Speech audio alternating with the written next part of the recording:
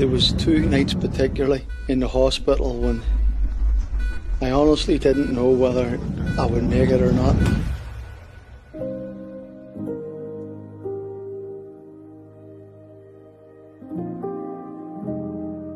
I was under incredible pressure. Got drips up and all that they needed to do. But I remember those nights particularly really crying out to the Lord and asking Him to help me. And asking Him to even supernaturally just do something that would encourage me and bring me through.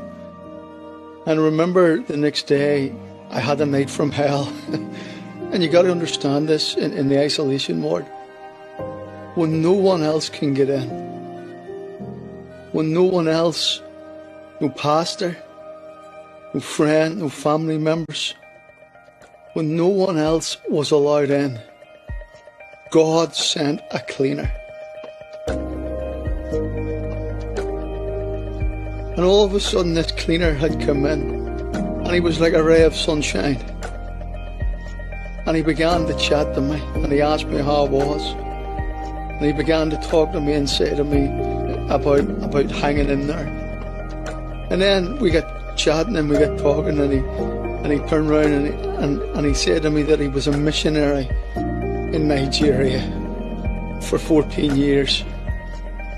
And he began to tell me how God had saved many, many souls through his ministry. And just this last couple of years he had found himself back home in Northern Ireland, and he's encouraging my heart.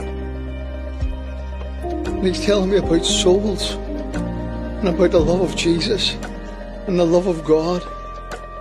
And I'm just sitting going, wow.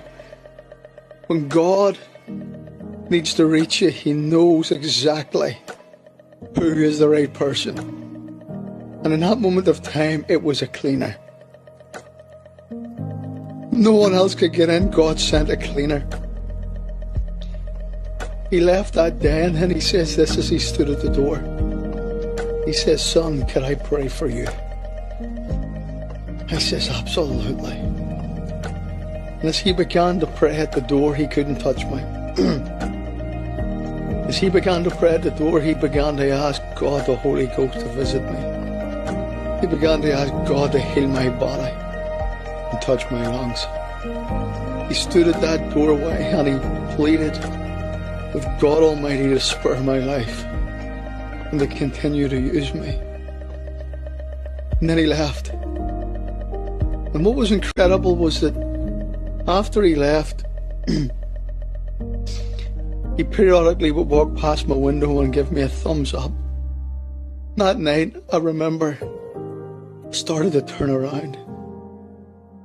Could it have been the prayer of a cleaner?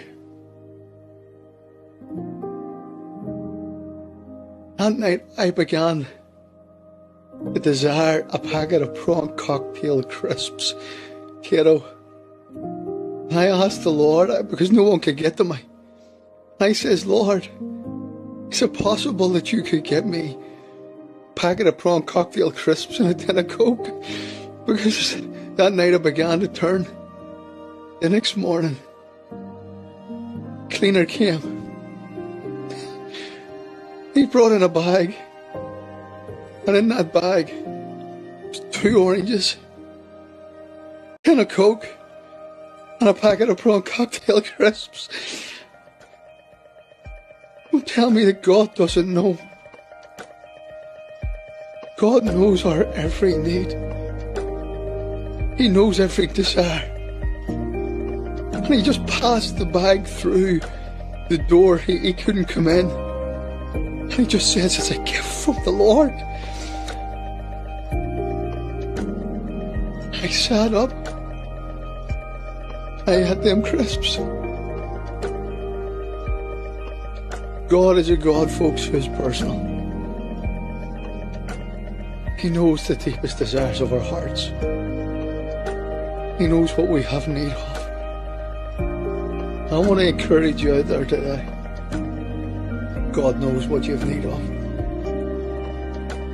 He knows your heart's desire. He is an